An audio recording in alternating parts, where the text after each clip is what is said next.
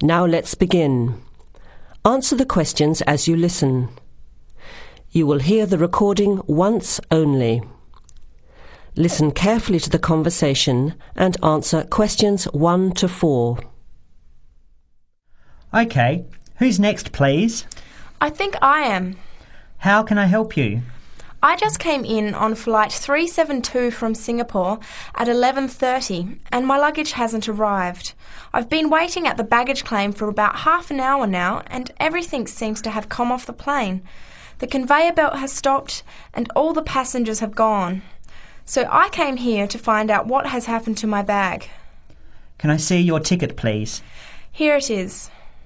So you came from Hong Kong today and changed planes in Singapore, right? Yes, the connection in Singapore was a tight one. The plane got in late and I had to rush to get to the next flight. That's the problem right there. There wasn't enough time to get your bags onto the connecting flight. Normally Singapore Airport is very efficient. Now, I need you to fill in these forms. Your name? Jenny Lee. Address? I guess you want my address here. I'm staying with relatives. Just a minute, I'll have to look it up. It looks like 583. No, it's 533 East 67th Street in Riverside. Do you have the phone number there? Yes, I do. It's 93014269. So you came in on Qantas Flight 392. Do you know the number of the flight out of Hong Kong? Let me see. I think it was Cathay Pacific 900 or something. Oh yes, it says here, CX912. Before you hear the rest of the conversation, you have some time to look at questions 5 to 10.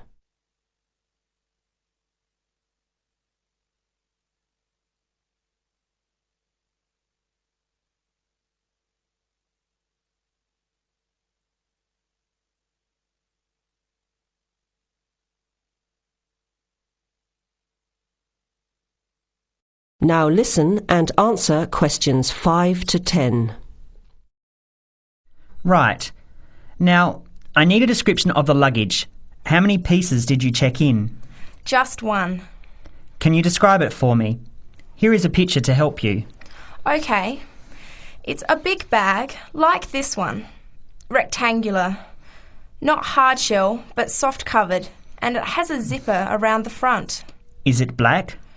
No, sort of a grey colour. Any identification? Just a tag with my name on it. Any other features? Well, it has wheels and a retractable handle on the end, so you can pull it, as well as the handle in the middle. OK, that's fine. Now, if your bag missed the connection, I'm sure it'll be put on the next flight. I'll email Singapore as soon as I finish here. The next flight comes in at 17:50. That's 10 to 6 this evening. You can pick it up then. 10 to 6? That's too long to wait. Can I get my uncle to pick up the bag on his way home from work? Sorry, you have to be here yourself to clear customs. Of course, I almost forgot. Will the bag come here, to this desk? Yes. You pick it up here, then take it over to the customs area. By the way, don't forget to bring your passport. You will also need to have the key plus your ticket with a baggage claim number on it. Oh, okay. Guess I'll have to come back tomorrow then. It's lucky I packed everything I need for now in my carry-on bag. Yes, that's always a good idea. Be prepared. That is the end of part 1. You now have half a minute to check your answers.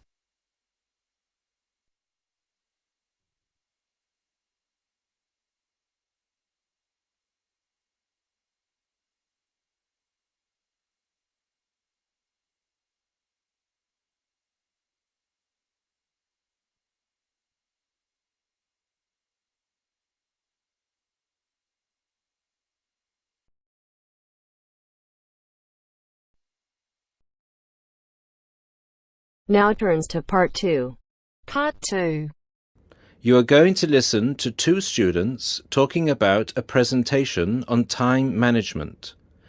First, you have some time to look at questions 11 to 15.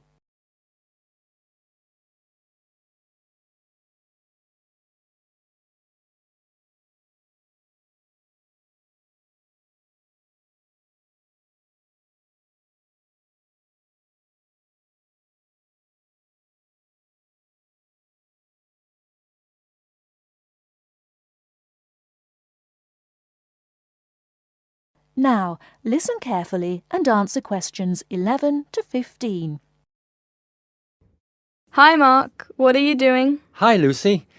Well, I'm preparing this seminar on time management. I'm supposed to do a presentation on the topic next week. Ironic, isn't it? I'm probably the worst student when it comes to time management. I don't think you're that bad compared to some other people I know. Do you need some help with it? Yeah, I just don't know where to start, to be honest. When are you doing the presentation? I'm supposed to hand in the draft on Wednesday at 11 a.m. The presentation is scheduled for 10 a.m. this Friday. That's not too bad. This gives you the whole weekend to prepare. Let's brainstorm some ideas, shall we? Do you want to get a pen and paper to jot down some thoughts? I think you should start with a broad general statement. For example, I read somewhere that organizing time is a skill like learning to drive or tying your shoelaces. Then you could move on to discussing the common problems people have with managing time. That's not a bad idea. One of the common problems is putting things off. Yeah, you could also mention some common signs of this symptom, such as last-minute holiday shopping, putting off visits to the doctors or the dentist.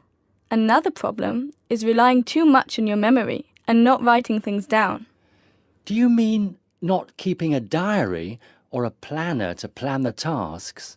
That's right. For example, writing down what I need to do in a diary or planner helps me remember what I need to do and makes me more focused on the tasks for the day. Good idea. Before you hear the rest of the talk, you have some time to look at questions 16 to 20.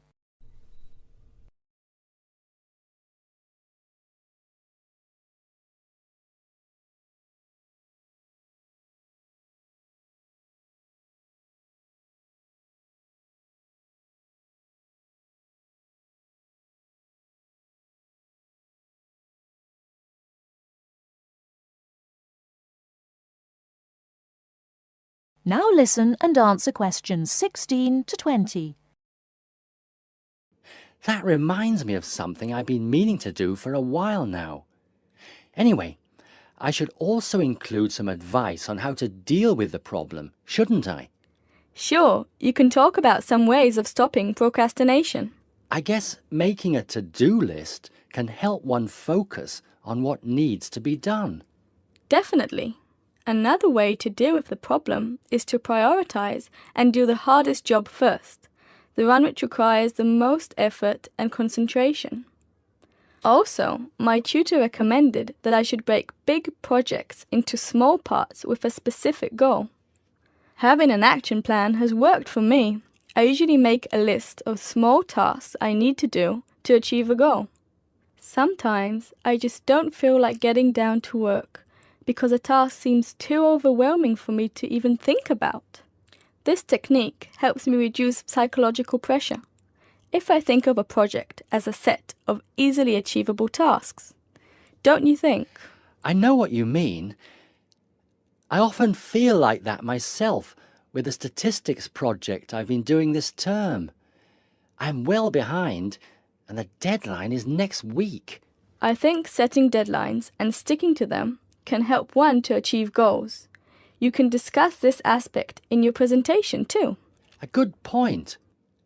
Setting deadlines can also help one become more realistic about the time it takes to do tasks. Another point you could include is how to deal with interruptions. Okay, I guess Blocking in time to handle unpredictable interruptions can help one stay focused. Not just that, some interruptions, such as phone calls, can be easily avoided by using answering machines, for example. Saying no, which is one of the most useful words in English, is also very effective.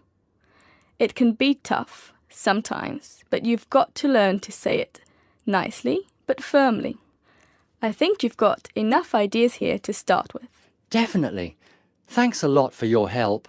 I just need to type the ideas up and I think I'm all set.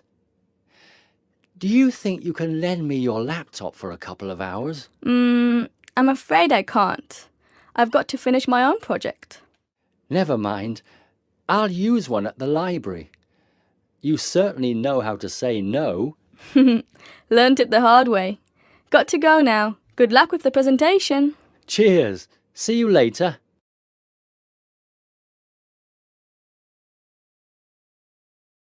That is the end of part 2.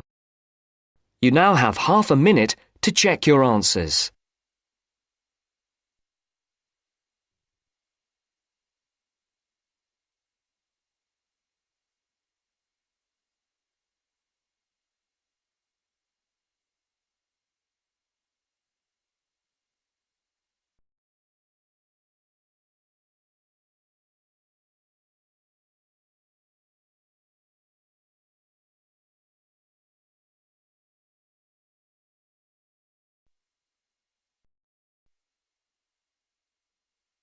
Now turns to part 3. Part 3. You will hear 2 undergraduates doing a research methods course. A girl called Leela and a boy called Jake having a seminar with their tutor. Now you have some time to look at questions 21 to 24.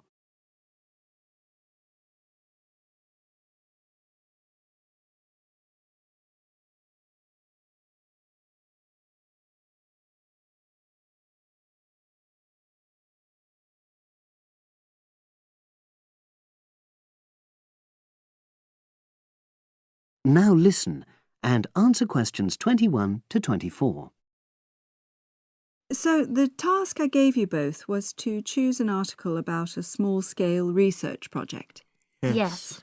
You were then required to try to reproduce the research procedures in your own context, i.e. try it out for yourselves. Yeah, and that's what we've done. Great. So I'd like you to tell me a bit about the article and why you chose it. Well, the article's written by 2 university lecturers who had started using crosswords to help their students revise terminology for exams. And the crosswords were designed and set on computers. And we selected the article because, well, it seemed an accessible topic, even though we weren't familiar with the technique. You know, using IT to design crosswords for higher education. That's a good reason.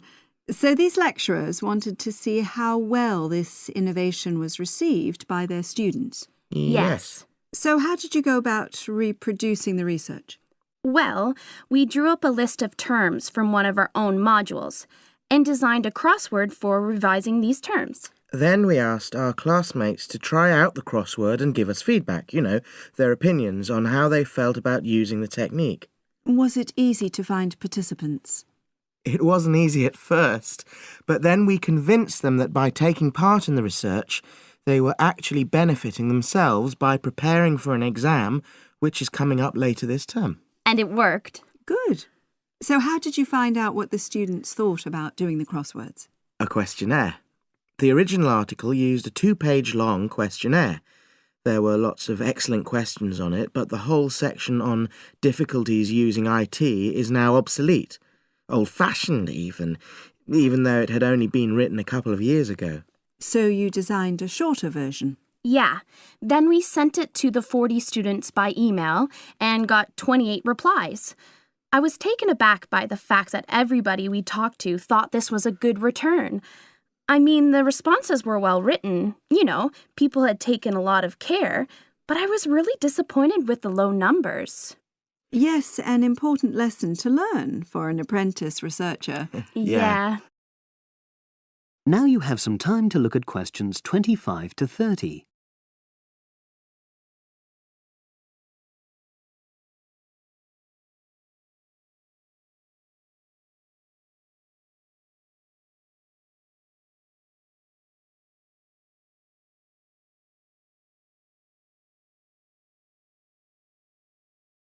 Now listen and answer questions 25 to 30. So what results did you get? Well, basically, the responses were extremely positive. The students said that doing the crossword on a computer helped them really focus on the work in hand and not be distracted, which is something that commonly happens with other ways of doing revision. Yeah, that was really clear. But something that struck me was that having fun hardly featured in their responses, nor did anything to do with spelling of hard words, which I thought would be an obvious benefit. No? Okay. Respondents also said that doing the crossword hadn't really increased their general motivation to study, but that it had highlighted the gaps in their memory so they knew what further work was necessary. Right. So how did your findings tally with those of the original researchers? There were lots of similarities, but... There were probably two main differences. We found that more males than females liked the technique, whereas the original study found the reverse. Also, our respondents said they wouldn't mind doing a crossword as a final official exam, whereas in the original study, students said they would hate doing it even if it meant having a shorter test. But of course, both sets of respondents said they'd be interested in doing more crosswords for informal purposes, revision, and so forth. Right. So let's have a think about the whole project and what you've learned from doing it. Well, it was very time-consuming. Yeah, and I don't think we managed that aspect very well. It could have been worse. I mean, we didn't have a lot of data, so we didn't have to spend ages processing it. And of course, we'd already done a course on numerical data processing, so there wasn't much new there. Yeah, that's true. Anyway, I think we designed our questions well so that they gave us manageable data. Yeah, it really helped having the original study to guide us, as it were. And that helped us to see what a good research instrument is. What a good questionnaire should be like. Absolutely. We got a lot from that. But when we were writing up the project, I'm not sure whether we'll know how to acknowledge the work of the original study. You know, our referencing. No, that's something we'll both have to work on in the future. Actually, that part's been great. Finding ways to share and support another person. That's the real plus from the project, learning ways to do that. Well, it's obviously been very successful. That is the end of part 3. You now have half a minute to check your answers.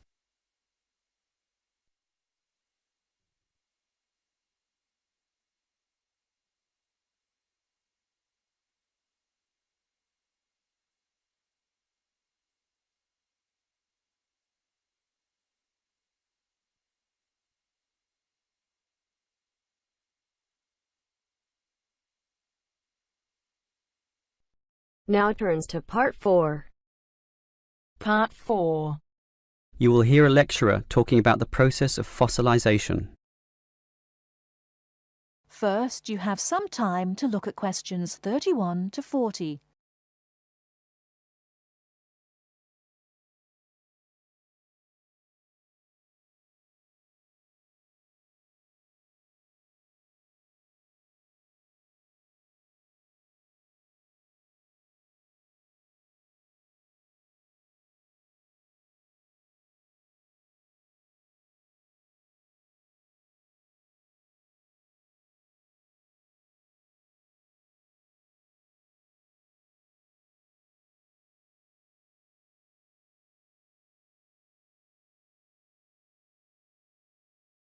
Now listen carefully and answer questions 31 to 40. The foremost exhibition in any great natural history museum is almost invariably a skeleton of a large dinosaur, often the famous Tyrannosaurus rex, or T-Rex as it's usually known. Thus, one would think that these skeletons are plentiful, one for each museum, and more to spare in the basement. Well, here's an interesting fact. Almost every one of those T-Rex skeletons are just copies of the original fossils, and we only have 20 sets of these in the whole world. And the most complete is still missing 1/5 of its bones, and the rest are missing a lot more. And given that these dinosaurs once numbered in the thousands, and existed on this Earth for perhaps 3 million years, you can realize an obvious fact. Fossilization is actually an extremely rare occurrence. Fossilization can only occur when, after an animal dies, it is buried in soft mud or silt relatively quickly before the body completely rots or is torn to pieces by scavengers. Given this fact, the overwhelming majority of fossils are in marine sediment, where former marine life sank to the sea bottom, where sediment was being continually deposited. This means that we have a fairly good idea of the life in Earth's ancient oceans, but a much sketchier view of the land-based life forms. Fossilization on land needs water and mud, meaning that it is most often near ancient river sites and lakes. But it is still so rare that there are in fact large stretches of geological time about which we don't quite know what was happening at all. So, given that fossilization is so rare, the natural question is, what can increase its odds? Well, fossilization mostly occurs with organisms which meet 3 basic criteria. 1, they must have hard body parts, for example, shells, plates, bones, and teeth. Unfortunately, the soft parts just rot away far too quickly to be fossilized. And I say unfortunately because it is often the soft fleshy features that most interest us. An elephant's trunk, for example, would not fossilize, and from the skeleton alone, we would never know the trunk was there.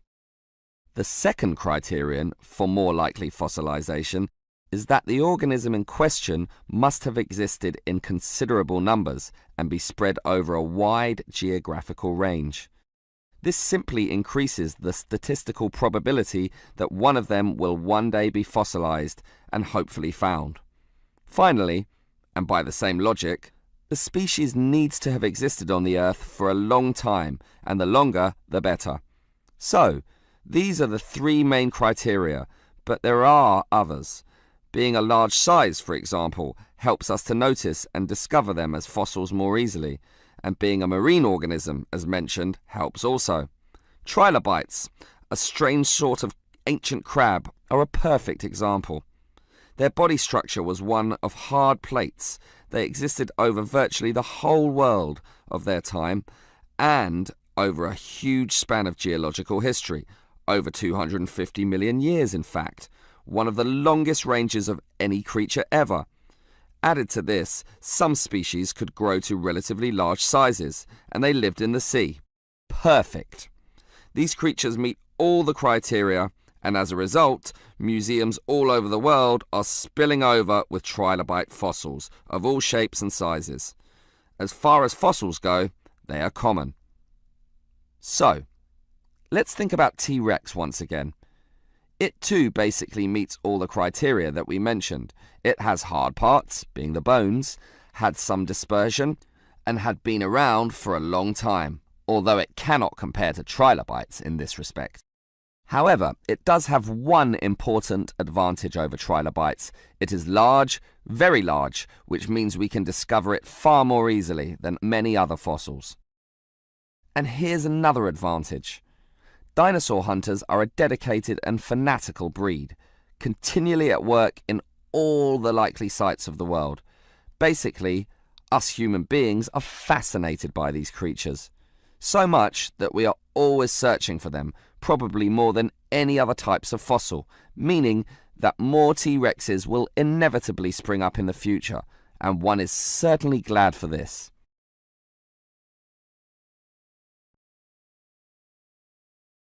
That is the end of part 1. You now have half a minute to check your answers.